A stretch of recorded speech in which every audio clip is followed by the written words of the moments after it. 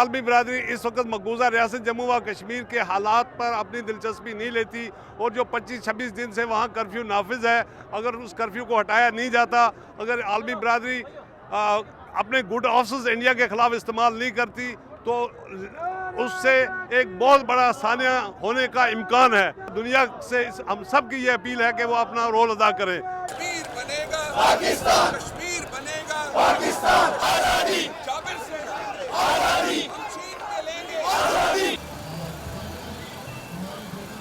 हमें आलमी बरादरी से, अक़वाम आलम से ताउन की उम्मीद है और तवक्को है, गो वो उस हद तक हमें नहीं मिल रही है जिस हद तक मिलनी चाहिए।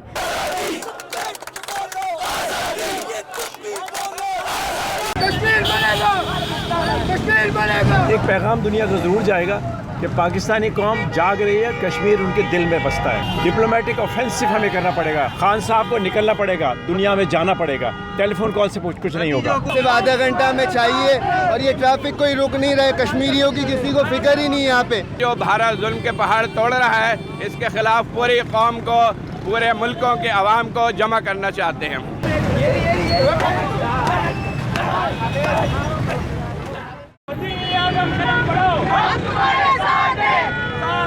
भारत को हमें पता लगा है, हमारी भतीजी ने हमें उठाया, हम निकल गए, इसलिए हम लोग सब जने गले वाले, मेले वाले, बिरादरी वाले हम लोग निकल के आ गए।